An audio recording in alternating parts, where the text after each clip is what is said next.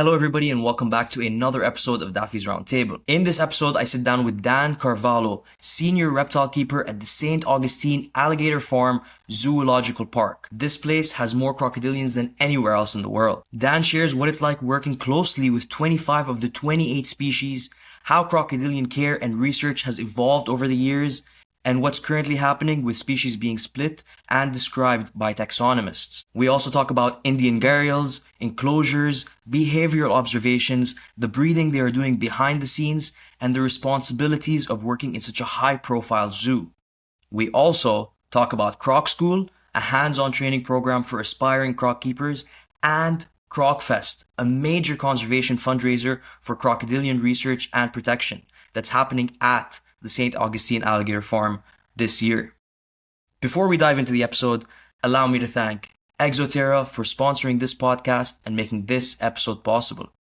Exoterra makes quality products for our pet reptiles to make them feel at home. Also, before we get into the episode, if you're watching this on YouTube, please subscribe. If you're watching this on Spotify, Apple Podcasts, or any of the other streaming platforms, please give us a follow. It really helps out the podcast and I really appreciate it. Okay, without further ado, let's bring on the crocodilian expert, Dan Carvalho. Dan, hello! Hey, how's it going? I'm happy to be here. Thank you very much for coming on, man. I'm super excited to have you here. I love these big intros, like we haven't just been talking for 10 minutes. But I am super excited to have you on, man. Thank you very much for doing this. And, a little bit of background for everyone listening. I was just in Florida. I was just at the AZA conference in Tampa, and I met this lovely gentleman there, and we started talking, and he was like, "Oh, I'm up in St. Augustine Alligator Zoological Park. Come visit," and I did, and I had an incredible day, and I did record a video, which if I can speed things up a little bit, hopefully everyone will see very soon. It's still in the editing process, but I will say, anyway, I'm rambling. Let's get into the episode. I will say quickly though, it's one of my favorite videos that I've ever edited. The zoological park was one of my favorite facilities that I've ever visited, and you are awesome. So let's introduce everyone to Mr. Dan. Tell everyone, how did you get started in the hobby, man? Yeah, all right. Well, for those of you who don't know me, my name's Dan Carvalho, so I'm the senior keeper of reptiles at the St. Augustine Alligator Farm Zoological Park. We have a really long name. But yeah, getting started with reptiles, I think we all start that way. Like, you're born as a little critter kid. Like, my earliest memories is flipping logs and rocks, just looking for redback salamanders and stuff. I'm originally from the Northeast US, Rhode Island. But I mean, as far as I can remember, my dad was into fish, so we always had he always had fish tanks and stuff in my room growing up. And that's awesome. We moved down to Florida. I was probably 10 years old. So I was for a kid who's into reptiles, I remember coming down and being excited by brown anoles, which they're still great. Don't get me wrong. My great aunt would pay me a quarter to catch a brown anole and release it outside. So, got a little side hustle going on early. There you go. Yeah. Yeah, it was a lucrative business. What can I say? But, well, if you can catch, I don't know, I don't even know how many you would need to catch to make it worth it, but you enjoyed doing it. So. It was, yeah. I mean, I'm a kid from the Northeast where, you're up in Canada. It gets cold, and, the few reptiles you have are gone and dormant underground. So in Florida, they're just everywhere. And then that's the first time I saw alligators, which definitely led down to my career path. But, I mean, I've had my first pet reptile was a green iguana, which I don't recommend as a first pet reptile. My dad, got it at an auction, and it did not go well. Poor thing was super mean, but I was again, I was a kid. We tried our best. Moved on from that, started getting into snakes. I had leopard geckos, a ton of dart frogs at one point in time. Awesome. Yeah, and then I got into the zoo world. So originally I was in college for music education, got out of that. Just the more I kept doing it, I was this isn't me. This isn't what I want to do. I'm doing all this animal stuff on the side. I need to find a way to make this my full time. This needs to be my career. And ended up finding out about the college program that I joined, which is Santa Fe College Teaching Zoo. So that's in Gainesville, Florida. So I went through that program, and it's like zookeeper boot camp. You go in, you're getting your degree, but as you're taking your classes, so they'll be like, you're learning about mammals, you're doing mammal culture, you're doing aviculture when you're learning about birds, you're doing herpetoculture when you're learning about reptiles, and then they had labs, so I'd be like working the zoo. There's a full size functioning zoo on the campus. I think it's like 4.5 acres. It's real small, but they had a herp house with some venomous even. So I was working that as I was taking my classes, and yeah, obviously that was my favorite thing. So I'm starting to learn venomous. That started to get in. It's just the little worm is getting deeper in your brain. The little herp worm just holds on to you. And yeah, I mean, I've worked a lot of different taxa as a zookeeper. I mean, I've worked everything from rhinos, I've worked tigers, I've worked primates, I've worked a little bit of aquariums.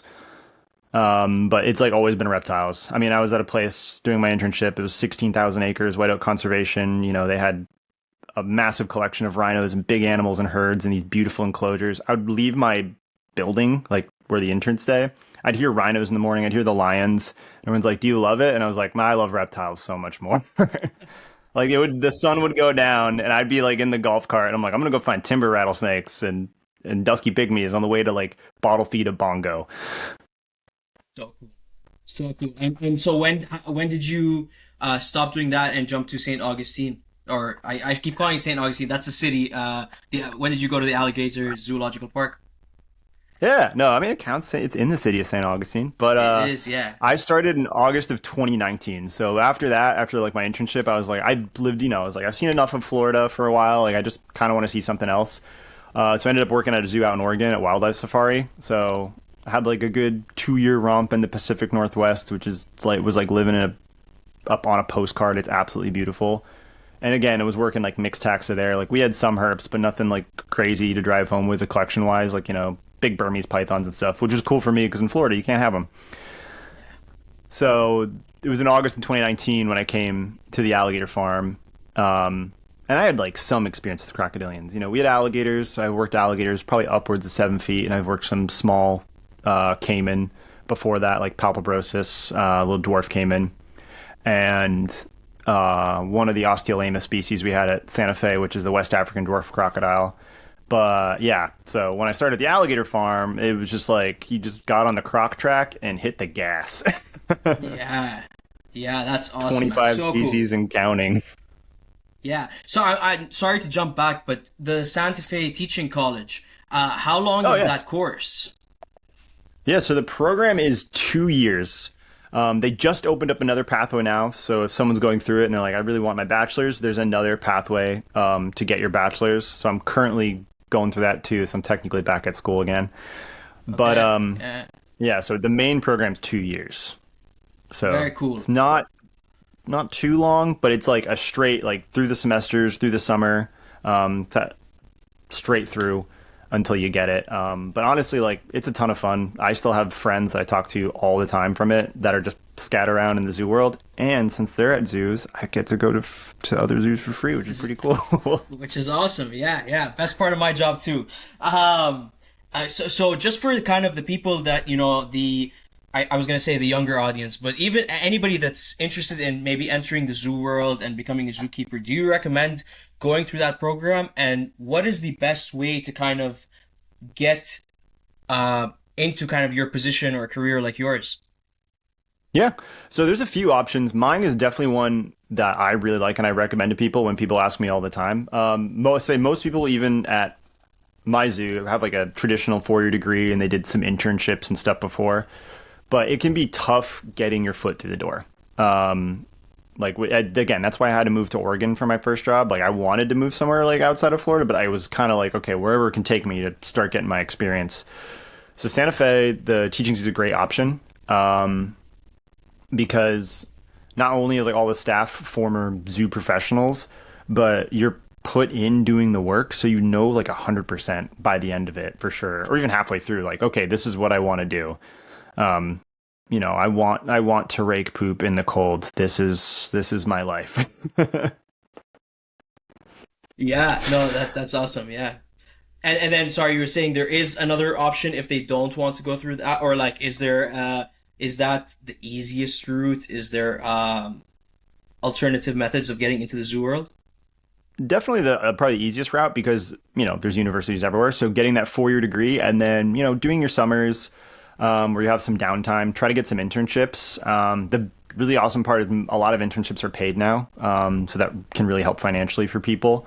I was super fortunate that my internship at White Oak Conservation, it was 8 months, and yeah, it was paid, and I lived on property, so it was really, really convenient because it's a difficult little area to get to. It's all dirt roads. My little Nissan Altima at the time, I think my bumper fell off like 3 times, but it was hanging on with duct tape and bungee cords. It But works. It probably that works. 4-year degree. It worked. It worked in a pinch, 4 times. Yeah, there But you go. yeah, the 4-year route is probably the best bet for it because again, it starts getting your foot in the door. Like we have interns come in, and I can remember the interns that, and we get a lot of interns. So say if you are an intern or getting into an internship, intern with what area you want because you're naturally going to be excited about it. So the interns that always stick out with me are the ones that are just super willing to learn and just super excited about reptiles. So you do You take can tell interns like it at wasn't. St. Augustine? We do take interns in the reptile department. Cool. So I will say with our collection being quite dangerous for a reptile collection, being mostly large crocodilians and venomous snakes, there's not like there's some hands on, but there's not like as much as other facilities because of it. But that's just because the danger potential of being in with a bunch of very large, potentially sometimes ornery crocodilians. Yeah. Very cool. And you like on the topic of danger, how much danger are you in? Is there, I mean, I know I saw when you guys went in to feed the Indian gharials, which we are going to get to very shortly because that was awesome. But you guys went in to feed the Indian gharials. There was like 5 or 6 of you that went in, and like, so is there a lot of like I don't not laws, like rules put in place to kind of keep you all protected, or how does that work? Yeah, our training takes a while. Our training takes a while because of it. So we have another department at the zoo is the bird mammal department, and their keepers are always trained before our keepers. I think like a fully Right. trained keeper takes a little over like 2 years. Wow. It takes a while, and gharials are one that will bring like newer people in after a while, but it depends on the gharial because like in the video you saw like they have 3 stations that they go to, and Yeah. one female, she's great. She'll come right over and she'll sit at her station. She's picked on it super well. The other one knows her station, but until she gets like that first fish, she's just coming at you like 1,000 miles an hour. And they got that That's little awesome. snout that's so narrow, so fast, and equally so fragile for a croc. That you have to like tap back on the back of their head. So that just takes some finesse. So they're a more difficult one like that. But we have so many, because we breed so many as well. We have so many different sizes of so many species that we can start from somewhere. So it's like the easiest to grab and get your hands on restraining and working is it's American alligators. Um, yeah, they're like on the level of like crocodilians. They're the most like kumbaya, like all camping and playing the guitar together. And then you have things like Cuban crocs and saltwater crocs, which are like, I will kill my roommate if you give me a roommate. Yeah, makes sense. That makes sense. And sorry, before we get into kind of going through the species, did you say Yeah, the gharial will let the keeper, like after a while, a gharial may let the new keeper in? So do they know you individually as different people? they definitely do. Um, they tend to have, it's they're always like the first thing is the food motivation. So they know we're coming in. It's feeding. It's another training session. They're excited. They just lose patience. Our gharials lose patience with new people very very quickly. Because like you have to work on blocking them and then using the tongs to grab like fish, which could be super slippery, and they clearly don't care about us training the new staff. They're like, nah, I'm coming out. I'm getting that fish. I don't. Right. Okay. Whether Yeah. it's on Yeah. your hand or in the bucket or the entire bin, like I'm coming to get it. Okay. Yeah. Very cool, man. And then okay, so um, I'm gonna try to do this without spoiling the YouTube video because you have to go watch the YouTube video when it's out. But there are 28 species or 28 species of crocodilians. Yes, tentatively. Tentatively, yes, which we will also get into in a second. Species. Yes, and then you guys have at what do you guys call it? Do you call it the farm? Do you call it the zoo? Do you call it the park? We say the zoo. It's a zoo, so yeah, you could say the zoo. It's zoo. Okay, cool. So at the zoo, you guys have 25, 25 of those 28 species. What is the purpose that was St. Augustine, was the zoo built to be a zoo, or is there more happening? And that's the reason why you guys have so many species. I'm trying to articulate my question properly, but does that make sense what I'm asking? No, yeah, I gotcha. It started out. It's an old facility. It started out in 1893, and it started out as, I don't think any zoos in 1893 started out for conservation, but it was just like an attraction for people to come to see alligators, and then we also had like ostriches and like a petting zoo. So the name like alligator and farm kind of stuck, Okay. and that's how that came to be. But it wasn't until with the name the Alligator Farm, it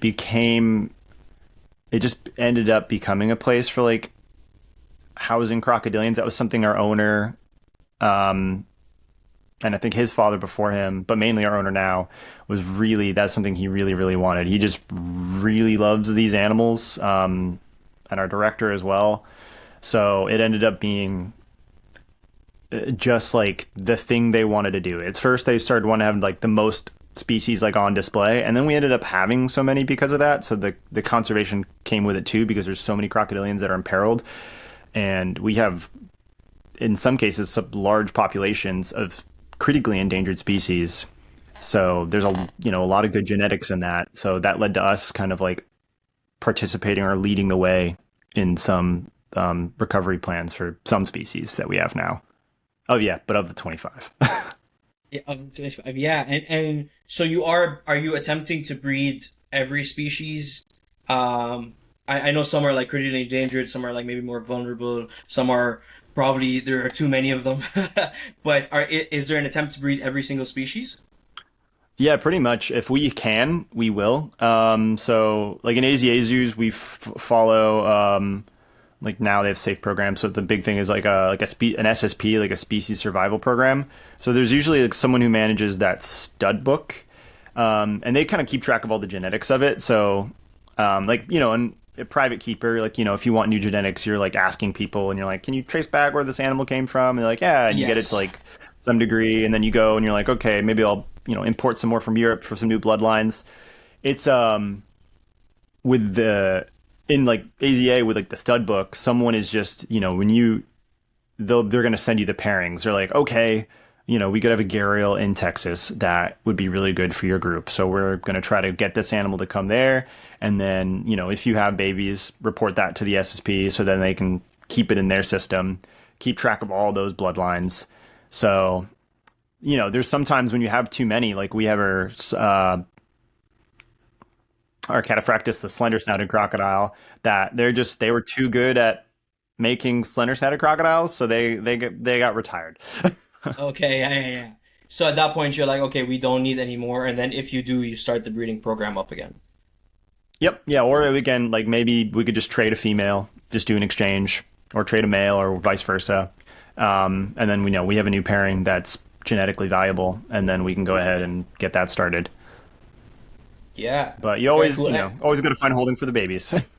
Yeah, what are the most critical ones that you are attempting to breed? Like, are there specific species that you're like, we need to breed this right now? Gharial always. Gharials. Cuban crocodile. We would like to again. We have a good group, so and we have some very valuable animals. Because with them, they are one issue that they're having is they're just breeding with the American crocodile. So Yeah. like naturally in nature that would occur to some degree. You're gonna have animals that are like, I found this other animal that's like, man, close enough to me. I'll give it a go. But with Right. an animal that's population and range is already so low, so that's when we'd like to, Yeah, the gharials is always one. Temistoma would be another one. So the false gharial would be another one. If there were any male black caiman in the country, I would love to do that. That would be my person. That would, personally for me, that's something I would absolutely love. But There's those would not a be like the single big like black four. caiman male in the country. Not that I know of. So coming to the alligator farm, we're the only facility open like just to the public with black caiman. I think Phoenix Herp Society has some, but I think you have to like pay for tours privately to go to that. But I don't know how many they have. Okay. Yeah, very cool. And that is that just because are there, you said you brought up the comparison to the hobby. Are there people importing crocodiles in for those kind of breeding programs? Like, and could you just not get more black caiman in? You can get I mean privately you can there's many people that privately own crocodilians and do good work with it. But with black caiman, it just tends to be the laws like in the countries that they're in as well, kind of pairing up with CITES laws here.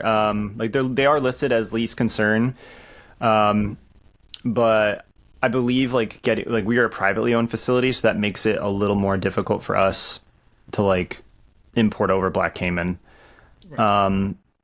But that it's I don't know. Again, I don't think we've tried again in a while. So they always change. So Yeah, I'll look up into so more of it. Now I'm curious.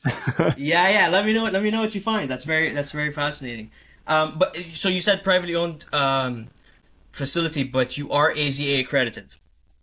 Yes, yes. So there's not a lot of us that are that. Most AZA facilities are either the state run or city run zoos. But yes, we are a privately owned AZA accredited facility. Very cool. And I guess you said it makes it harder for you to bring in animals that you're privately owned, but you also have, if I'm not mistaken, you maybe mentioned to me that you have more species than anywhere else in terms of crocodilians. Yeah, so we probably have, to my knowledge, we have more species than anywhere else in the world. Um, and that black caiman are just those difficult ones to get, but many of the other ones we were able to get over. Some already had populations in other AZA zoos. We also have a great reputation with a lot of private facilities, Yeah. so they can hold some animals for us, or private owners can as well. We just you'll go through an inspection if you want to be like a private holder for our crocodilians, and we've gotten some from them. We've brought some over. So that way, there's a lot of baskets and things to reach through, and which I like that we do. Because again, like I like that we work so well with the private side of things. I think that's something that comes to great Interesting to knowledge do. even for zoos. Yeah, more than just like other zoos, because some Yeah. private people, like there's many private people that know way more about a certain species. I Yeah. mean, you can get keepers that come in and you hire them in, and they have varying degrees of experience with reptiles, and they all have their own kind of niches within herpetoculture that they like. But if you want to learn about like one frog or something that you have, like where are you going to learn it? Some biologist that's been studying it forever, or like the one guy who converted his garage to be the Amazon Right. that The one just person keeps that's that dedicated his species in entire a life to one species. Yeah. exactly, like that man is going to be a wealth. That person's going to be a wealth of knowledge. Yeah. So why not utilize that, especially if they take great care of their animals. Yeah. And how difficult is it? Sorry, I'm jumping around topic, guys. To everyone listening, I'm just very excited to be doing this episode, and I've learned so much about crocodilians in the last couple of weeks, and now I feel like anyway. So sorry about bouncing around everywhere, but I'm very excited. Anyway, so how difficult is it breeding some of these species? Like I assume based on the sheer volume of American alligators that you have, and like Siamese crocs or whatever, that those are like maybe a little bit easier. But how difficult is something like, say, a Indian gharial or the Temistoma that to breed in comparison to those species, and why aren't more people doing it? Yeah, some are easy and some are hard. American alligators tend to be the easiest for us because we are in their native range. I mean, That you makes set sense. up their habitat, you set everything up for them, and like the photo period, the changes in weather, everything else, it's just naturally occurring. So, you know, it cools down in the winter, it warms up in the spring, it just triggers that breeding season. All the males start bellowing, the females start responding. Versus something like an Indian gharial, which we're not. We make every year, like, we make more strides in figuring them out. So, there's so many factors. Like, there's like Madras Crocodile Bank over in India can breed a lot of gharials. So, but they're located In their in native northern range. India. So, where you can find gharial. Versus for us, we have to change some things. So we make like a big sandbank that goes up. It has to be, usually we say, like, at least 8 feet with this pretty Wow. coarse, large grain sand to match those natural sandbanks that exist in northern India. But there's also, we're thinking, okay, well, there's got to be some difference in the temperature change in the water, because a lot of the water from the rivers comes from the Himalayas. So they get all that snow melt coming down. So these animals can get like really hot, intense sun on the banks, but then they get that all that melted ice coming down into the water, which is definitely cooling down the water. So, like, is that playing too much of a factor? Is it the diet we're feeding them? These animals are eating how many different species of fish that exist in the river systems. They've even been observed catching bats that are flying down and catch fish. Like, they'll snag them. So things like that just take a while to figure out. But I mean, there's plenty of smaller herps that can be just as difficult to breed. I'm sure mountain horn dragons were not easy when you first started trying them. Till now, I've been, I think, 6 years now, and I don't think I have it figured out yet. Like, it's, yeah, they're tough as well, but and probably for those same reasons, right? I'm not somewhere where I can easily replicate the changes in temperature or the changes in rain or whatever it is, like they are in their native range, as opposed to like something like a leopard gecko, where you could probably breed it in like any type of setup you put it in, right? Or and you know what I mean. But that's very cool. But you guys have bred the Indian gharial before, correct? We have, yeah, we were the first on this side of, in the Western Hemisphere to breed gharial. So we've been successful the one time, but hey, we were first. Yeah, there you go. That's all Before, right. You figured it out once, you'll figure it out again. yeah, Yeah. we got again, like, we've had, and we've through some changes that we've been doing, clutches have been, we've been seeing better response from the females. So with some new things we did, hopefully the changes are going to be good come in the future. But Fort Worth Zoo has bred them consecutively now, so they're the only place. I'll, like, give them Okay. massive credit for that, because like, their team's fantastic, and they've bred them consecutively now for a couple years, I think. Awesome. And that enclosure, if you're ever in Texas, that zoo, like, their whole herp house and the gharial exhibit outside of it is, like, it's top notch, so good. Okay. Awesome. Yeah, I hope to be soon. I have no plans to, but it would be cool. There's a bunch of cool zoos and facilities in Texas, actually. There's Yeah. there's quite a few. Even Yeah. Houston's not a bad zoo, and or Dallas, and that's right across the way. Right. Yeah, no, that's very cool. On kind of following up on the topic of breeding, you mentioned to me earlier on, like while I was there, that the slender snouted crocodiles, I believe you pull the eggs, you incubate them, and then you maybe I think you said you return them to the enclosure with their parents. Could you kind of break that down, explain why you do that, and why it's possible? I would have thought Yeah, the parents would so eat them. it's I thought that too at first. That was one of the first things I did. I think it was my third day at the alligator That's awesome. farm working there when we put them back with their parents. So we have a shift kind of area. So, like, with a guillotine door, essentially, you pull on a cord and it lifts the door out. And we had the benefit of the pair of slender-snouted crocodiles. They love nesting in there. That's like their favorite spot to nest. So in the breeding In the season, when we in the shift. in the shift, it worked out way too well for that reason. Oh, Just for, like, safety issues, like, I don't have to fight off a croc. I just close a door and walk in and do my digging. But yeah. so they nest in there. You close them. We could close them off, get the eggs, and then you can dig it back up, and mom has no idea that you disturbed the nest. Um, we incubate everything ourselves, just because, even though parents are really good at protecting their nest, um, rain and other things can happen, or something could fall on it, or even things like fire ants, which are like the worst invasive species in Florida. Okay. Yeah. Can get in the if like if an egg breaks, they'll smell everything in that egg and they'll come in and they'll start eating the eggs and they'll destroy the rest of them. Yeah. Even a very bold raccoon can dig them up. So we bring them in, we incubate them just so we can monitor everything, and it helps us learn about their own incubation, just monitoring the growth in the egg.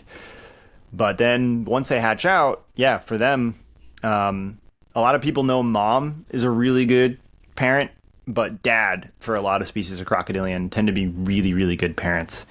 So we put them back in, and yeah, day 3 of me at the farm, I'm on a ladder just leaned over and watching the babies start to call and listening to them, and then mom and dad each coming over, and with these jaws that are the strongest bite force in the animal kingdom. I mean, like crocodiles have 2,000 to 3,000 pounds of bite force. Like gently picking up each baby and then bringing it over to the pool, and mom and dad just taking turns consecutively going back and forth grabbing them. And then we just decided to kind of make a study out of it to see how long the babies could stay with parents after that. So we just separated them out, and those babies are now 5 years old. Wow, they lived with their parents for 5 years. For 5 years. Naturally, that wouldn't happen at all. So generally, once they get especially around a year or so, they're going to start going off on their own and doing their own thing. But it was up until this time that we saw, dad was starting to get annoyed with having 13 kids living with him. So yeah, that's why they're all in their own enclosure now. Wow, but yeah, fast. 5 Okay, years. so this brings up a different kind of concept or question. When you feed a crocodilian, I believe, to my knowledge, I could be wrong, but you're going in there and essentially hand feeding each one, because I imagine they're not eating out of bowls or I don't know, but how do you feed an enclosure with 16 crocodilians or 16 slender snouted crocs or whatever? Really carefully and then not so carefully all at the same time. Okay. So we have that pelleted diet. So Missouri's a company owned by Oh, Purina, okay. and they just make a lot of pelleted diet for just various taxonomic groups of exotic animals. So they make a crocodilian pellet that the zoo actually helped formulate with some biologists and some nutritionists. So that is great because it floats, so that's easy to see, easy to do. So you just throw it in, scatter it around, and you just kind of watch to make sure everyone's getting everything. But when you're doing what we call whole prey, so like rats or chickens or quail, fish, you name it, that's when the training comes in. So you have to go in there, and the easiest ones to train are always mom and dad. If it's going to be, let's just say in this example, parents and some babies. So usually mom and dad, we'd have them go to their station. So the keeper would go and do a cue to let the animal know to come over, do that behavior. So for us, it's 2 taps on a bamboo pole. They come over, and then you can just focus on that. If I'm feeding the mom, my other coworkers feeding the dad, we can just focus on those animals. And then generally someone else would come in with smaller baby size items, so a ton of adult mice. And adult just, mice. yeah, you just start. Oh yeah, at some point it's going to be pinkies or even crickets. It always starts with crickets. So you're just chucking crickets at them, and you're watching these little crocodiles are just a mini version of their parents come running out and grab a cricket, and they death roll it and rip a little leg off, and They're it's born not fun that for a cricket. they hatch that small. Some do, yeah, for sure. I mean, most of their eggs do. Actually, here, I can get the largest crocodilian egg for you. I'll show you, Fadi.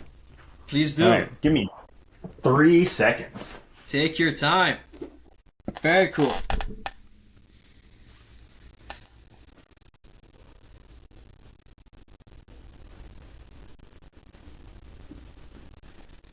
All right, so yeah, so showing you there. So this is the egg of a Tomistoma. So The for you Tomistoma have the folks, largest egg? they have the largest egg of any croc. So any crocodilian Tomistoma have the largest eggs. So I mean, it's about. I feel like I have average size hands for a man. This is about the size of my palm for the people who are just listening. So babies got to fit in that. So they have some of the largest babies because of that. So I mean, an alligator, for instance, an American alligator hatching out is going to be the size of a pencil. Size of a pencil? Size of a pencil, size of a number two pencil. What? Okay, okay.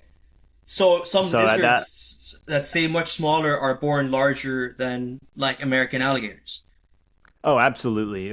Crocodiles and alligators, babies compared to the size of an adult, especially on the larger species, is is insane. They're insanely small compared to their relative size. I mean, if I feel like if in a knoll, like I'm in Florida, so I'm gonna compare everything to a brown anole. Like if a brown anole laid eggs in proportion to an alligator size, the babies would be like the size of an ant. They'd be so small.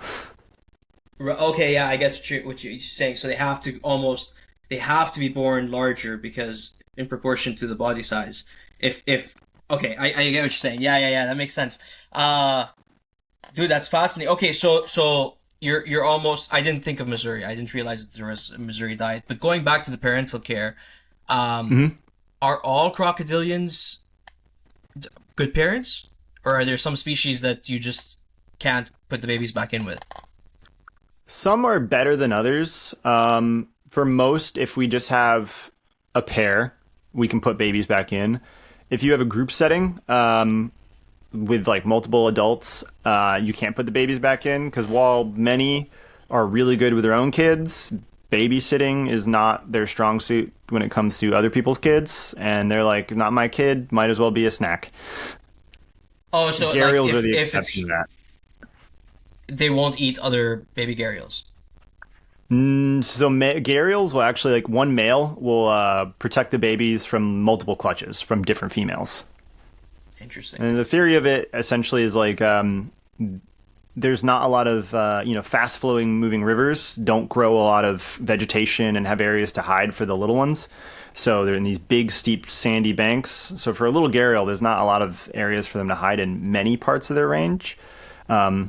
So a big male will just like start. He'll just essentially be like a little battleship and carry all these little babies on his back. That's very cool. That's very But cool. yeah, like alligators, parents will be good. You can keep them together. The most crocodiles you can. Um, we've seen in some cases crocodilians share a nest. So dwarf caiman or dwarf caimans will share the same nesting site. They'll share the same nest and they'll take turns protecting the nest of each other's eggs. Interesting. But some species, if there's more than one pair in the enclosure, the other pair will try to get the babies. Yeah, some species like if you put like two pairs of Siamese crocs together, they're not going to get along, and their Okay, babies are interesting. not going to get along.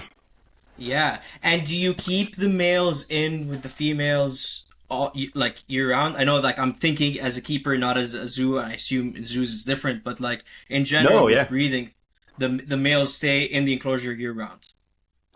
And most of our exhibits, yeah, male and female are in year round. As long as everything gets away. Like obviously, if something would happen, we would separate them. But for most of our animals, and being in a fairly warm climate, we can keep them in year round. So thankfully, nature is on our side in the sense of like when it cools down in the winter, they kind of slow down, they go off food for a while, and then spring comes back up, and they just all kind of get each other started. Um, By and that's calling? the only time we'll see any scuffs is like when males are kind of going at each other for the breeding season. But Okay. spring, summer tend to be like really high activity, ton of work to do, and like winter is still a different ton of work to do. But in terms of like feeding and like work in with crocodiles, they're pretty much like a lot are off food. Just kind of when the sun comes up and all they want to do is bask, and they want you to leave them alone. But you say cooling in the winter, but obviously you're in Florida, so it doesn't get that cold. Are there any species that you need to um, manually intervene to brumate? None so far for us. We technically get. Yeah, true. Friday, you're in Canada, so I'm saying cool, and you're like, yeah, okay. Exactly. uh, I was like, everything would be dead if we get outside where you are. Yeah. But the northernmost crocodilian species, it would be the Chinese alligator. And for us, we don't, we don't brumate them at all. The temperatures can get cool enough as far like in Fahrenheit, we have it dipped down sometimes into like 25, 26 degrees Fahrenheit. So actually quite cool.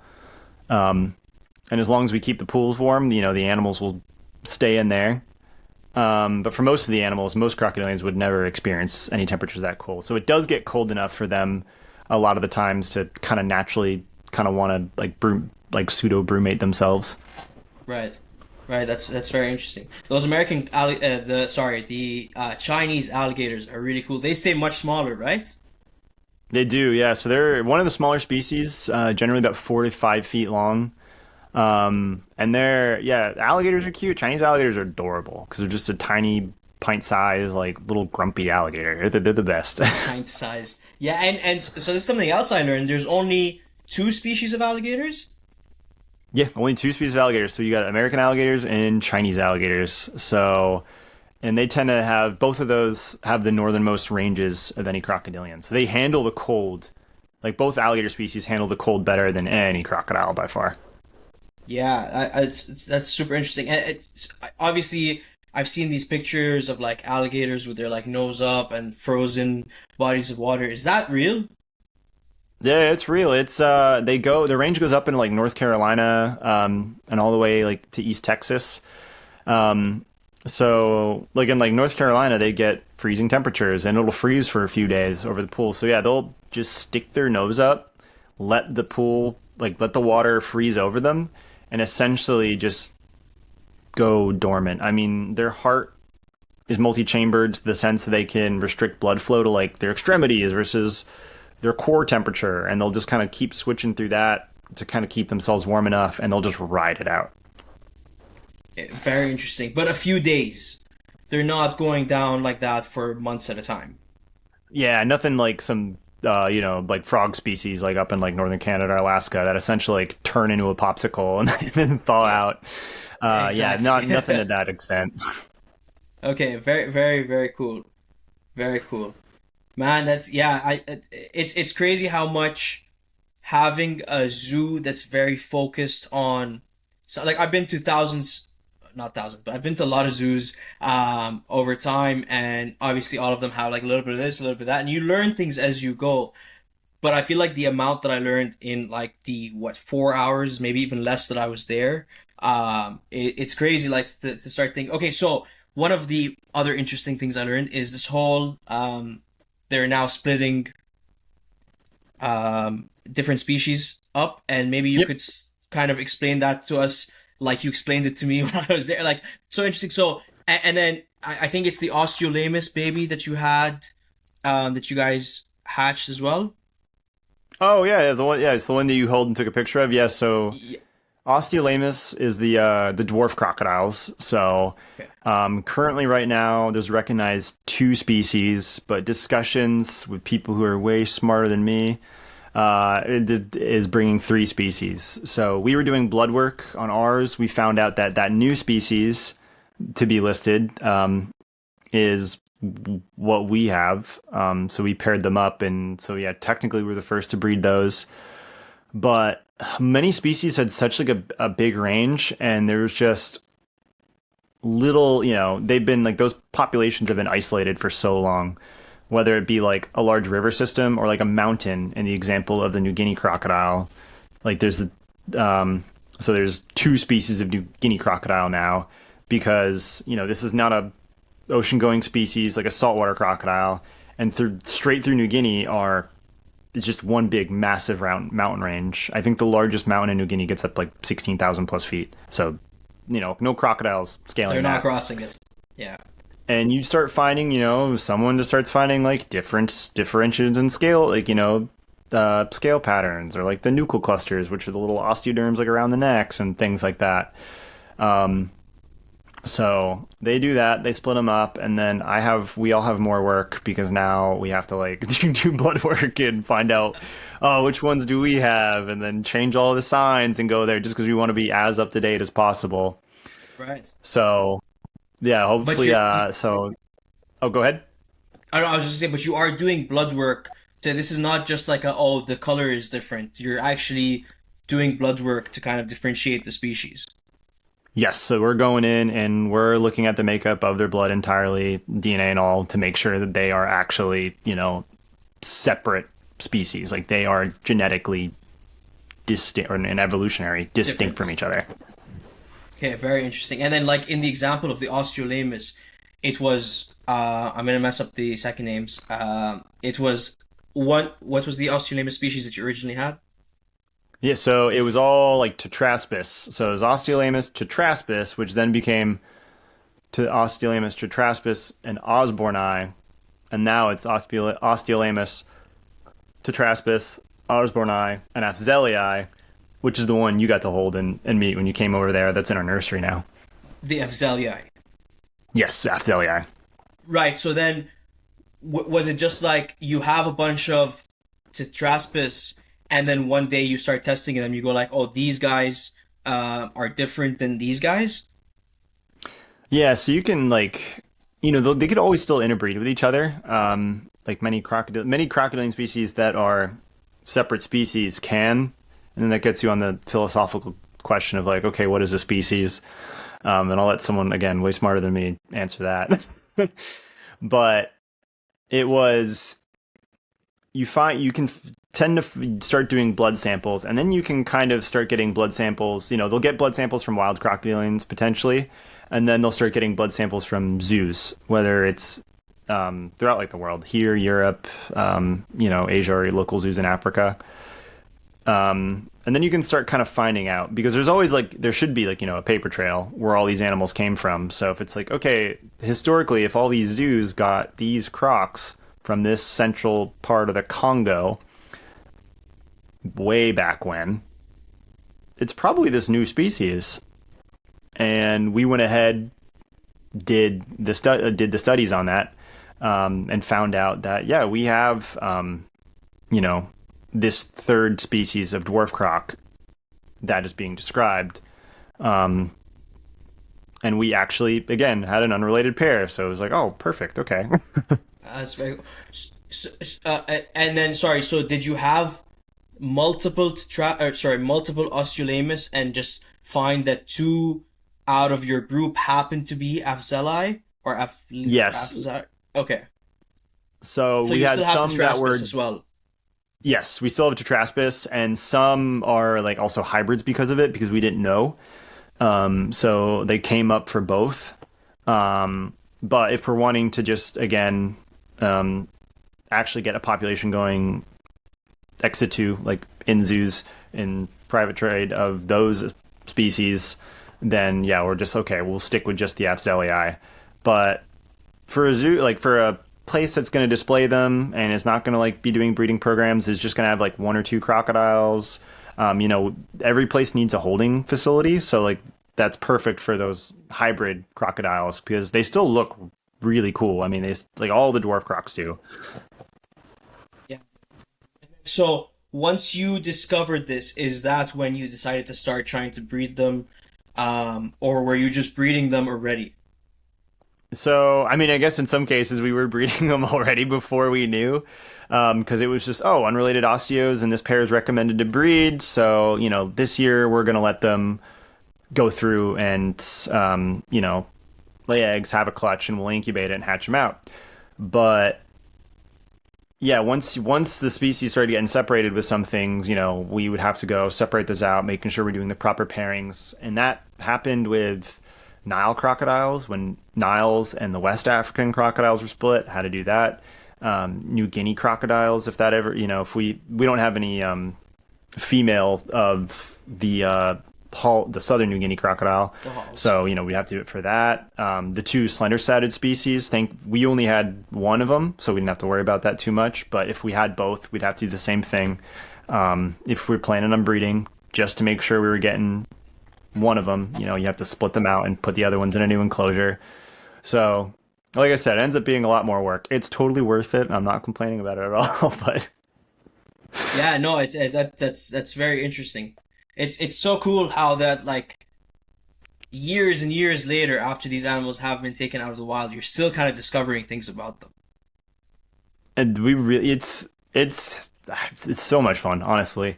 Even just herpetoculture in general, like it's just you're constantly learning. Like you said with mountain horn dragons, you're like 6 years, and I'm like, I think I know what I'm doing. But then well, some days I feel like I don't know anything. That's me with my own Yeah, private collection. When I come home and I'm like, I don't know what I'm doing. And then other days I'm like, right. I think I got it, and then I don't again. But yeah, we have running jokes with like some biologists that come, and whether they teach at Croc School, they're just friends of the facility and do work with us. I'll joke with them. Like one guy, he was here, and I'm like, okay, what's next? Saltwater crocs, like, American crocs. Like, is this going to be like this one's on a different island? Should I just circle that for you? Is that going to be a new species now? Right. And you never know, they might, right? Like they might end up And they might be. splitting. Yes, they might be. Yeah.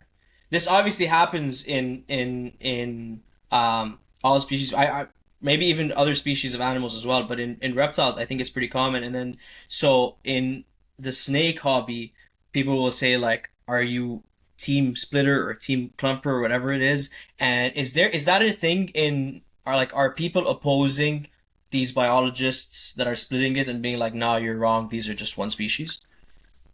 To some degree, yeah, there's definitely going to be that. But a lot of the times with that, I'm like, I will let you guys hash it out. Yeah, I want Like nothing to do with this. I trust the biologists we've worked with for so long. Like some of them are my friends. And the way they explain it to me, I'm like, okay, you're way smarter than I am. And this makes sense to me. So, but there's Yeah, definitely yeah, some yeah. people with it of like, you're just splitting hairs to split hairs. Um, you know, some people might draw the line for them. Like they'll say like, like, oh, a species is something that can't breed. That's why a Yeah, donkey and a horse is a separate species because you get a mule and then the mule can't breed. yeah. So, It's but it's not the case it's with many it crocs. right. It is interesting because to a certain extent, having them discovered as a new species might actually benefit them in terms of conservation because now they're like, oh well, there's less of this one specific species than this one, so we need to put some more money into breeding this one. When in reality, like probably both Australian species or whatever we're talking about here, with benefits, right? Yeah, it definitely does in certain cases because some like if it's a population that ends up being just in a country like isolated, like that country might in some cases we'll start seeing that animal is like, oh, this is our animal, we need to protect it. Right. Like in Cuba, they really like Cuban crocodiles, and that is something they're like with what resources I guess they can invest. They are wanting to invest into Cuban crocodile conservation because that is like part of the fauna of Cuba. Cuba. So that could become the case for other new species there. And when it comes to splitting it up as well too, yeah, again, it could just make funding and all that way easier. Osteolamuses like overall are doing like okay, but Okay. they definitely have their issues. Yeah, and I think you mentioned it earlier, but you said they come from like Congo-ish area, the Australian specifically. That's one of the species. So I said the Congo. We actually don't have the species from the Congo, but ours are. So they go up to the Congo, up in Central Africa and West Africa. So the new species is like that one in the middle, like the Central African dwarf crocodile. Yeah. Yeah, they're found there, and mainly they're not like a species that's going to be going out into the rivers. Them and the dwarf caiman are some of the most terrestrial crocodilians, so they're going to be spending a lot of time in like shallow areas or flooded forests, even in like little vernal pools and puddles, essentially. Eating like crustaceans and other small animals, little reptiles and fish and whatnot. Just because they stay so small, going out into the river with the larger crocodilians, as well in like the Amazon, you have like freshwater river dolphins and giant river otters, which love to make snack out of caiman. Yeah, so that's right. And is that you could that is that the reason they're kind of more terrestrial? They like more predators can get them, so they're more likely to hide in bushes and stuff. Does that make sense? Essentially, yeah, and you see it with our animals. I think you saw it in like when With everybody can the see the smooth video. We'll fronted, walk by the smooth smooth fronted front caiman, and you look at caiman, a really yes. cool fern. Yeah, dude, the enclosure was gorgeous. I'm not convinced there was animals in it. Yeah, some days I question that. Yeah, it's funny because we did the Land of the Crocodile loops, right? And Uh-huh. I don't remember how many species you told me were in there. Which, by the way, guys, if you're ever there, go check out the zoo. And I don't know if you do guides or not, tours or not, but you were an awesome guide and like I learned so much on that tour. But anyway, so we did the whole tour. And I think we saw every single species. Like they were out, they were no, none of them were hiding except for the smooth-fronted caiman.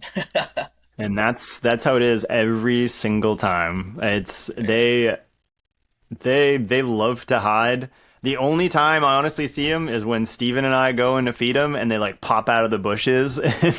Right. Yeah. That's very cool. And then so kind of on that train of thought there, the Tomistoma you don't have on display, you have them in the back, and you mentioned it's because the female or maybe both are a little bit shy. Is that something that you maybe at some point would consider doing with the smooth-fronted caimans, or are they like too important to the storyline of the Land of the Crocodiles to keep out, if that makes sense? As much as they hide, they breed on display. It's crazy. Also, the Tomistoma are in the back for so they can breed. Yeah, Temistoma are, which is really funny because our male Baylor is massive. He's probably about 13 and a half feet long. I mean, the base of his tail is thick enough that like I could lie on it and he could just swim around with me on him. Wow. And yet they're so shy. Especially our female, Georgia. She, as soon as I like enter the area, I usually hear a splash into the pool before I even see her. So I'm their primary keeper. So if I'm there doing stuff, she'll tend to like pop her head up and look and see kind of what I'm doing. But any sort of breeding behavior, I have to just sit there and watch on the camera system because it's all done when like nobody's around, usually pretty early in the morning or late into the night. Yeah. Have But you been able to breed them? Sorry to interrupt, but have you been able to breed no, them? we have not yet. That's one of the ones that like it's some zoos have been like real successful with it, like at the Audubon Zoo, like um one of my very good friends is a senior keeper there, and I'm always like, Mitch, send me pictures of their exhibit, and I look at the exhibit there, and it's like on display, public to see, and they breed in there, and I'm like, what the heck, man? Like I don't. Ours is Yeah, like that's Site interesting. B of Jurassic Park, and they're like, no. Um, they'll go through all the motions. I'll see courtship with them on camera. She'll start to make a nest.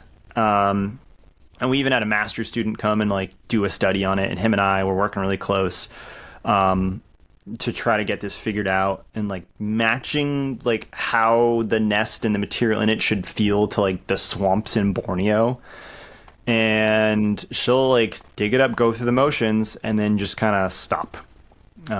Some cases we found out we've like pinpointed it almost to like, oh, there was a construction event going on, and it was really loud, and she Okay. just left that site and just went back in the water, and then that was it. Very So it could interesting. be our pair, could be the female, could be the male, could be other factors. Every year I'm like trying to cross out one line until I figure it out. That's very interesting. And the way the enclosure is set up is very different to the enclosures on display. Like you really once you open that door, it looks like a like almost like they're in the middle of a forest, like a swampy kind of forest. Like there's no it doesn't like it looks very natural is what I'm trying to say. So it is interesting that even with all of that, they're still kind of not skittish, shy, yeah, in comparison to some of the other species that are like, I'm here in your face right now. Like, yeah, Yeah, they're awesome. They're like personally one of my favorites, and yeah, they have this trees like falling into the water going in, but they're just as big as they are. They're like nope, and even and out like talking to people that studied them out in Borneo, they said the same thing. Like Temiscamore are really hard to find. They even like big ones. It might just be from all the poaching that happens on them. Like they're just really skittish of humans, and they really try to hide from you. Most people, like I think, even if you look on like iNaturalist for like the few observation photos of Temistoma, I don't think there's any adults. It's all just little juveniles. interesting. Yeah, so cool, man. Okay, okay. I have a couple more questions about about some of the crocodile species, and then we'll jump to. I want to ask you about Croc School as well and your own collection. So Oh we'll yeah. jump off that topic. But saltwater crocodiles. Hmm. Can you explain the saltwater part? They're not drinking salt water? I assume. Do crocodiles drink water? They must. They do, yeah. It's they'll just kind of like gulp it down. I always see them drink, especially when we feed them the pellet because the pellet's kind of dry. So usually like they're trying to get the pellet down, they go and they get a drink of water. They essentially just like open up that flap that's at the back of their throat and just suck it down. Or they can't really do that; they let it fall in. But yeah, saltwater crocodiles have glands where they can actually excrete that salt.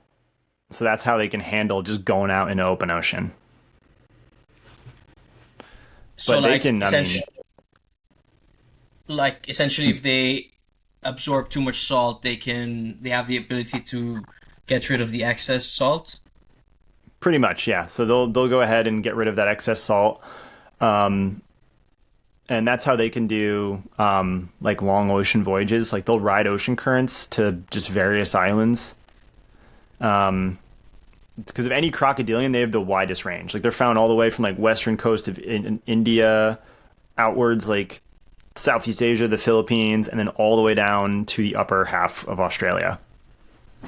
Yeah, but they do spend time in freshwater as well. They do, yeah. So they'll come up into freshwater systems. You saw the taxidermy crocodile Gomek. That was our big saltwater crocodile back, in the 90s. He was like 18 feet long. He was found 400 miles up a river in Papua New Guinea. Okay. So they will go upriver if they have access to. Yeah, it's very interesting. And you guys have a pair of them at the zoo? Yep. So we have Maximo and Sydney. They're like the big star attractions of the zoo. Maximo is our largest crocodilian that we have. So he's probably about 16 feet, over 1,200 pounds easily.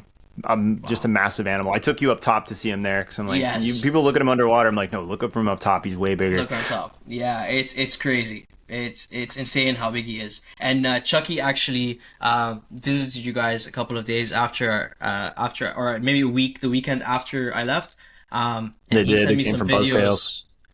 Oh yeah, yes, right, yes. He sent me a video of the feeding that they were. I guess there was a show going on, and they were feeding it, which I probably will include that in my video, so you guys will get to see it at some point. But he comes Oh yeah. running out of the like lunging out of the water. It's crazy. Yeah, he's sometimes he acts like a big star, like where he's like, I don't want to participate, I want to go back to my trailer essentially. But he's when Yeah. he's on it, that's a 400-pound tail of muscle that's blasting that animal up out of there. And they can get 2/3 of their body out of the water, like in a jump, to grab prey at them, like in a branch. So if you think of like a 16-foot animal, that's 12 feet that he can just straight shoot up out of the water to grab a chicken, usually that's dangling from my curator's hand. Yeah, and I assume these are kind of animals that you're not getting in the enclosure with much, like unless you absolutely have to. I mean, we definitely do. Oh yeah, okay, Not as yeah, much as wow. others, so you definitely can, but you gotta, yeah, you have to watch them. They are an animal that, like, a lot of people say, like, the common myth is, like, you have to do the zigzags to run away from alligators. You can outrun them in a straight shot. I'm living proof, I promise. Yeah, so But that with actually that was that, my follow-up question. Sorry to interrupt real quickly, but oh no, go ahead. with them the way they jump and like he came out charging, can they chase you or like can you outrun him or like how does that work? You can, thankfully. Once he gets that big blast out of the water, he's just got those little legs to power himself on land.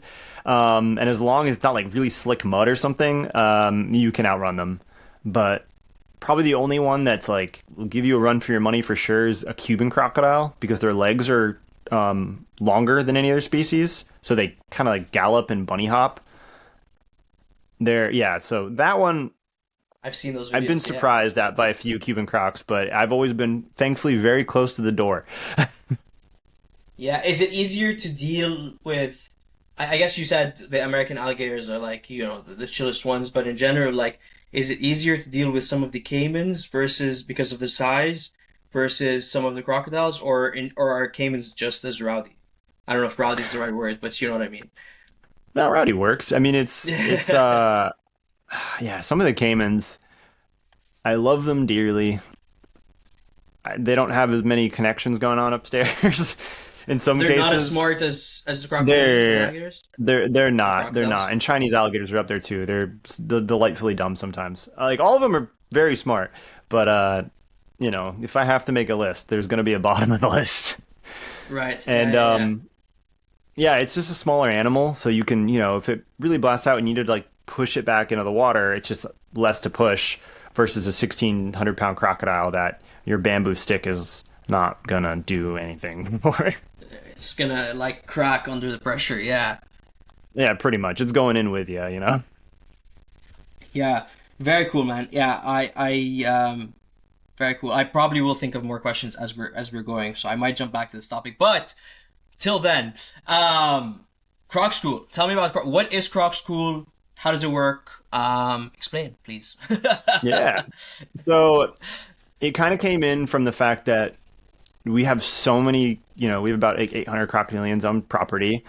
Um, so within like AZA especially, we had the most by far. And we obviously get hands on a lot of them, like all the time. So because of that, we ended up, through the biologists, other zoo professionals that we work closely with, we put together crocodilian biology and management, this course that is a week long, so hosted now just by the Alligator Farm. And students come from all over the world. We've had students come over and learn how to work and manage crocodilians. It is like my team and I, it's our favorite time of year. It's a ton of fun for the students because you're learning so much from like, zoo directors and curators and biologists that work out in the field and people that work more like the education side of presenting and working with crocodilians, and then people that have come from a very strong animal training background with crocodilians. So they all come, they all do their lectures and teach students there. And then they have students have projects and stuff they have to work on. But and then it's just such a great way for people to like be excited about crocs and be together and network. So we always like go out to dinner every night, and there's even like, we'll do like a bar crawl and we'll take people out. So there's last year we ended up our old former curator Greg Lapera, who's one of the best storytellers on the planet, ended up telling us the history of St. Augustine, and we're all sitting on the fort wall, and then it turned into like an impromptu herping trip because we kept finding like little brown snakes and southern toads and tree frogs, and then so it just turned into that. So it's a ton of fun. People learn a lot. At the end is a capture day, so we teach you how to get hands on with crocodilians, many crocodilians, where every student is jumping and taping and using catch poles and ropes to get these animals. You're tired at the end of the day for sure. And that's fine. And can anybody come to Croc School, or do you have to be part of a facility that sends you there, or how does that work? So it's easy for the money side of things, because it is quite expensive, but we've definitely taken in private people have come in and gone to Croc School for sure. So you can look online if anyone's interested. You can look online at the Alligator Farm's website. Just go to like the crocodilian biology and management course, and then we'll have the dates when registration's open, and then you can just go ahead and do that. So, Foudy, if you want to go pull up a tab and do that yourself. Googling it right now. That's and it happens every year. Every year, yeah. So it's going to be next April for 2026.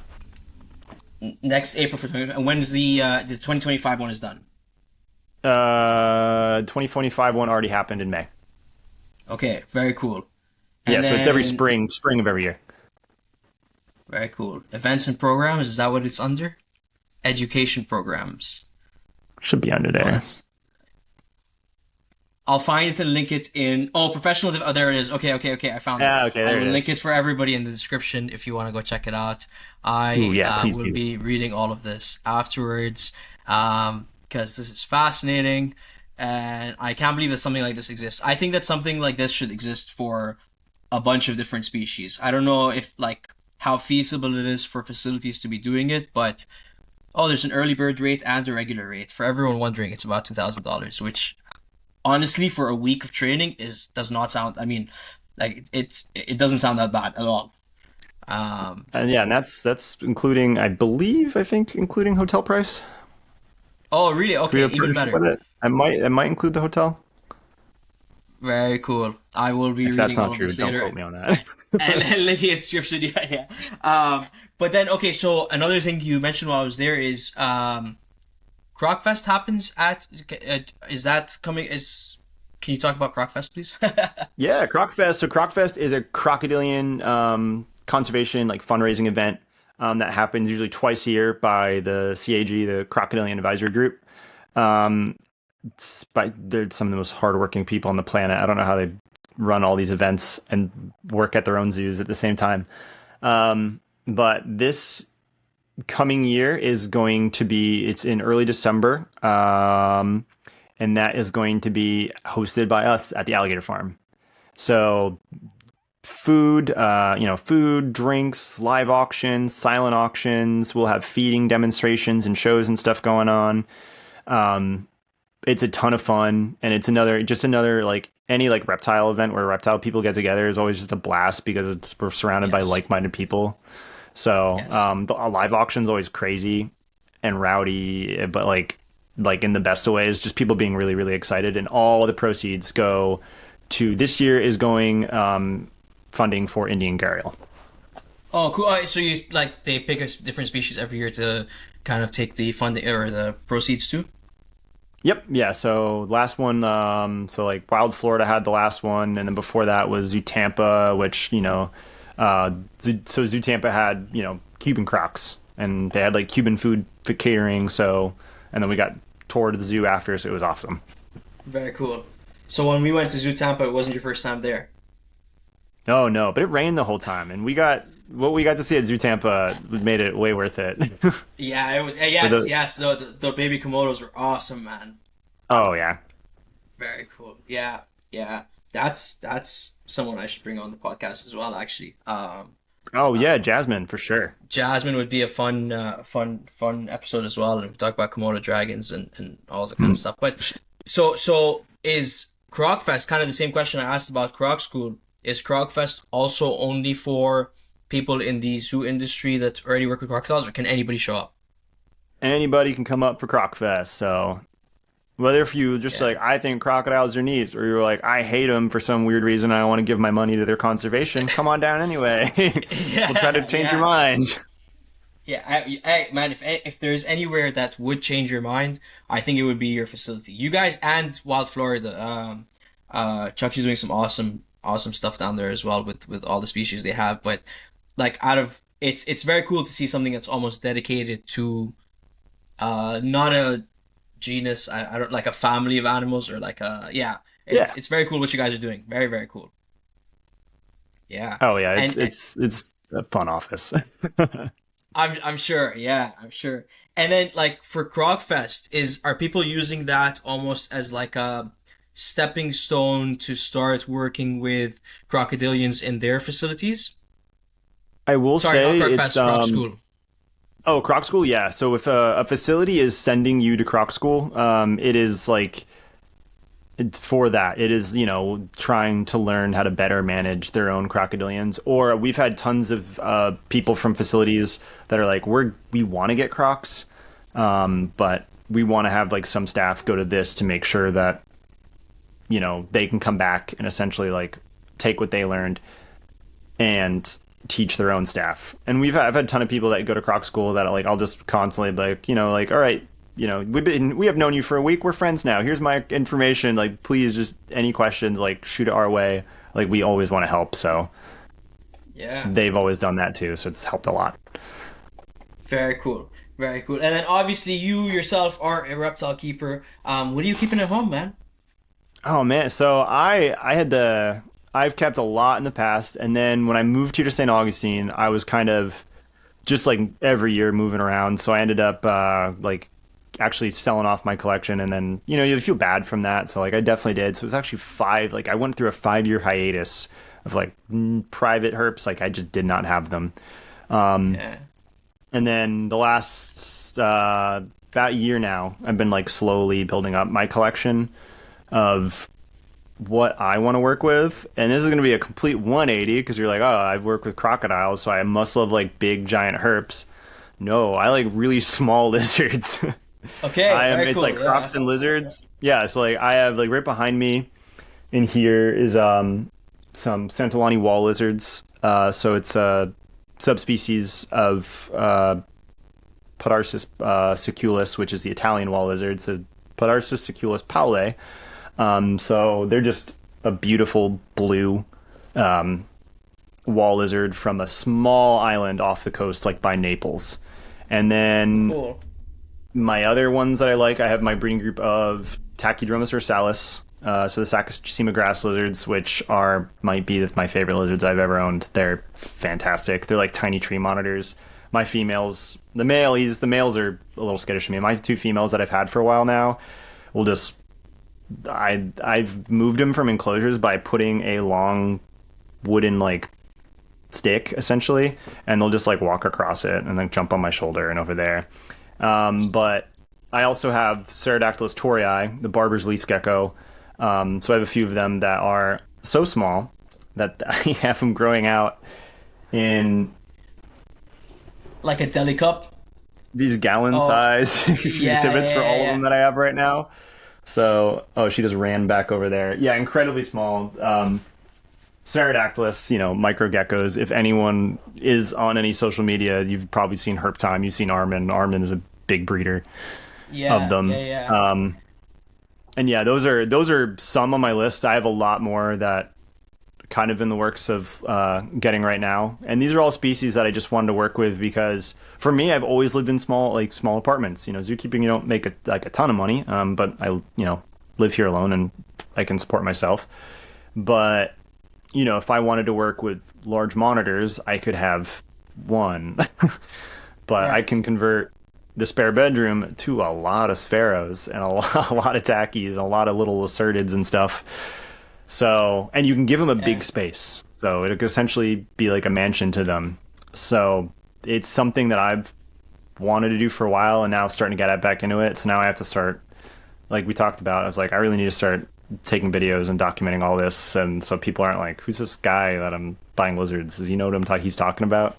Like, I've been here a while. I Yeah, yeah. just No, a dude, and, ghost. and you have so much knowledge to share too that I think there would be it would be beneficial for a lot of keepers to kind of hear what you have to say on, you know, obviously crocodiles, but not just crocodiles, all the different species you're keeping, which are some very unique species. Like I don't think I know anybody else that's keeping wall lizards or well, I guess yeah, Armin's keeping sorry, Mike's keeping Tachyndromus, Armin's keeping Spherodactylus and all those kind of microgeckos. But still, like the knowledge that every keeper comes up with and the experiences they experience at home is something different for people to learn. So I think more people should be online in general, and you have a lot of knowledge to share. So I really do think you should start doing it.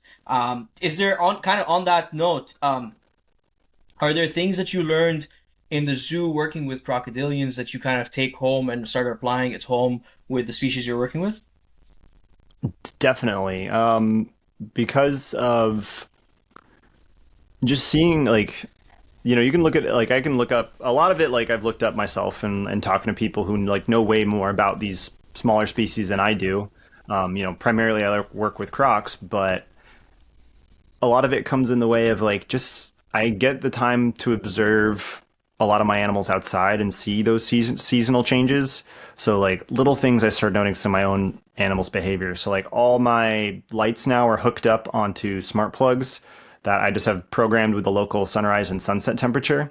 And especially on the wall lizards, it's really, really affected them. So I do have to brumate them in the winter. But I've noticed like with the changes in the light cycle, they kind of like estivate. They'll go into like a pseudo brumation. in the summer times a lot of the time too because of it. And it's really like during certain times of year, really like increase their own behavior.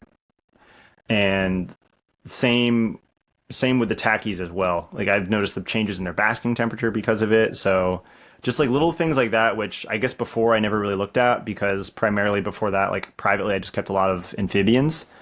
Um, so those like seasonal changes that are so, they're just so innately in the environment and you don't really think of them, especially when you just keep an animal outside because nature's doing it for you. Trying to replicate that there. So now I can like, okay, I'll adjust misters to go off, a little more during this part of the year. Um, which is stuff like I didn't have to do outside because I'm like, oh, it's the spring. Here come the rains. Poof, gets the crocs going. Then the crocs start breeding. So you can learn a lot from. Interesting. I'm sure, and I feel like I mean, and I could be wrong about this. I think I've said this on episode before. I think you're one of the few people that I know that's in both worlds.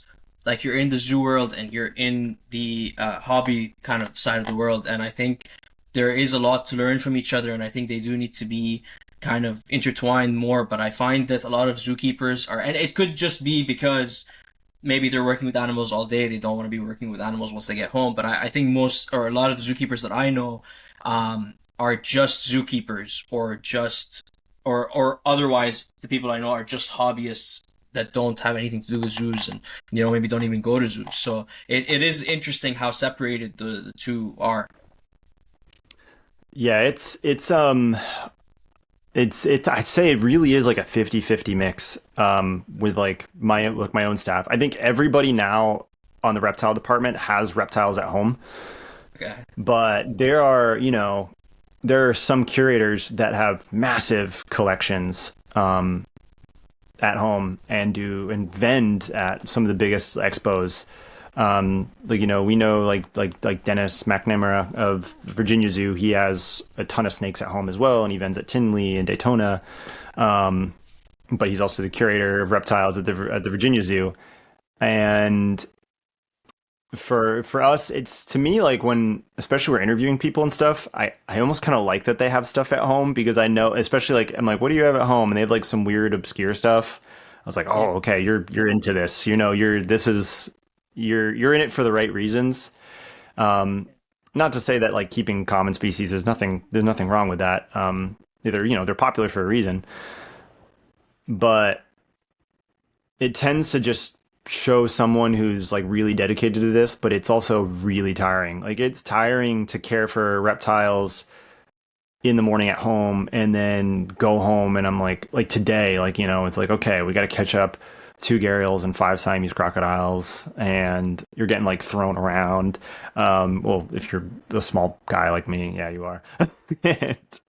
And then come home and then you're like, oh, I'm propagating these plants and I got to take care of that. Okay, the lights are on over here. I was like, okay, I got to go ahead and feed and clean my own stuff now. So that's why I'm building up my collection slowly at home, because I don't want to burn myself out.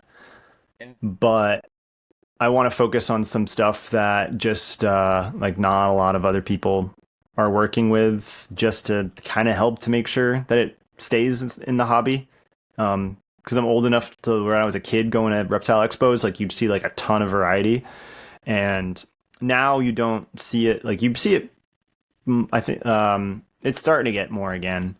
But most of the tables you see are like a lot of like your ball pythons and your leopard geckos and your bearded dragons, which there's nothing wrong with them, like at all. But there's over 10,000 species of lizards, so there's we could have a lot more lizards. Yeah. 100%. Yeah. It's a very good point, and it takes again like the dedicated people, the right people to wanna push the more unique, obscure species.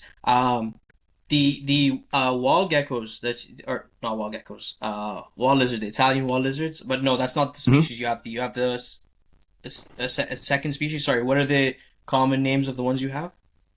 Oh, the wall lizards. Yeah. Yeah, it's Oh, just wall Santo lizards. Sant yeah, Santolani wall lizard, so subspecies Okay. of the Italian wall lizard.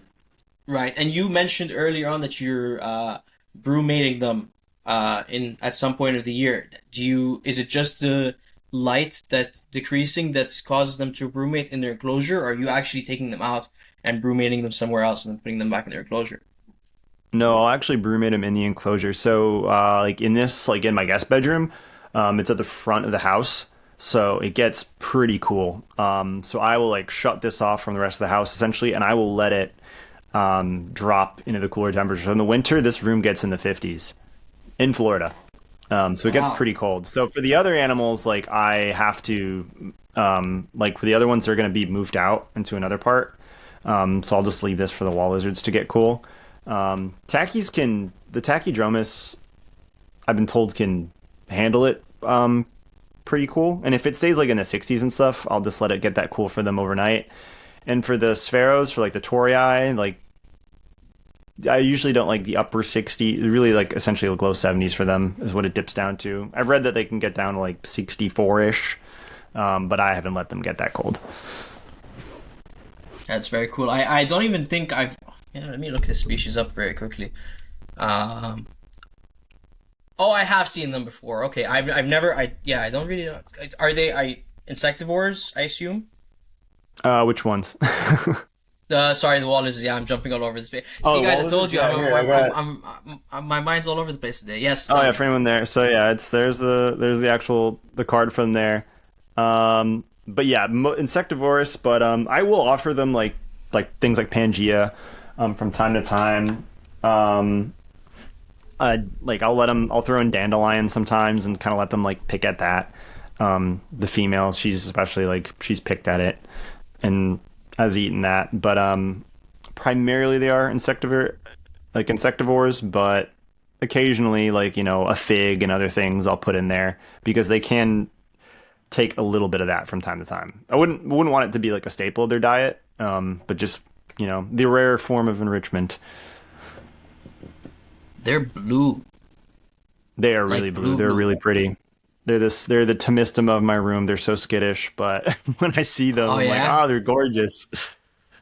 interesting. Yeah, I was looking at the Italian wall lizard earlier, which I have seen before. I've never seen these guys before. That's cool. Yeah, they're getting more popular. They tend to be pretty skittish of the like even of subspecies. So that can be something that like can be an issue for people, like I want to see my pet. I'm like, yeah, that's usually pretty good. Yeah, yeah. But It people it, it breed helps. subspecies. Yeah. I mean, there's also the reverse of it, right? It's like when you do see it, it's such a nice surprise because you don't see it that often.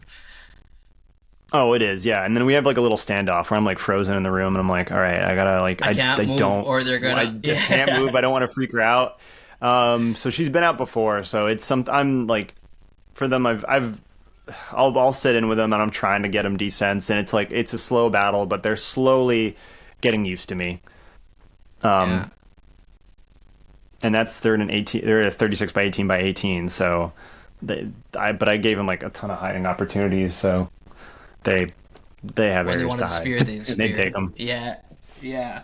That is awesome. Okay. Well, Dan, um, thank you very, very, very much for coming on and doing this. I'm going to think of 100 more questions as soon as we stop recording. I'm sure. So maybe we do a part two very soon if you're okay with that. Because Oh, yeah, man, this absolutely. was a lot of fun. Yeah, okay. See, guys, I'm just still so excited that I'm like kind of all over the place. Anyway, okay. So Dan, thank you very much for doing this, for coming on. Where can people find you, or where can people start Yes. to find you when you start Start to posting and find becoming me. more active? Yes, exactly. Yeah. So one first place you could find me because I want you all to visit. Come to the St. Augustine Alligator Farm, and you'll see me there. And if I'm not there, just talk to anyone in the reptile team. We're all big extroverts, and we love talking to people about what we do and about crocs or just reptiles in general. Other than that, if you have like questions for me about that, you can they can email me at my work email. So it's D Carvalho, my last name, at alligatorfarm.com. Other than that, Facebook and Instagram. So it's just going to be Dan underscore Carvalho, and you're gonna see like nothing on it. Be like, this guy doesn't exist, but you'll see it's me and a Komodo dragon, and I'm real. I will answer your messages. I do exist. I just don't post. We're gonna get you posting. We're gonna get you posting. Yeah, I need to. I promise I will.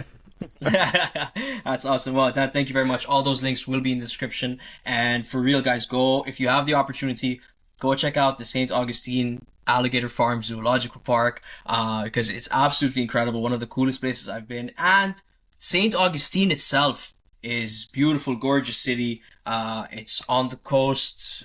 Like you were saying earlier, there's old forts, and I think I read it's like the oldest inhabited city in North America or something like that. Oldest city in the U.S. Yeah, Oldest 1565. oldest city in the US. So it's yeah, beautiful city, very cool place, and go check out the alligator farm. Go say what's up to Dan, and yeah. Dan, thank you very much once again for like the 100th time because I can't, man, I can't thank you enough for doing this for real. And everyone else, thank you for listening. We'll see you on the next one, and you will see Dan on another episode very soon. Thank Oh, absolutely, man. Thank you so much for having me. No, this has been a blast. you, man. All right, peace. Bye.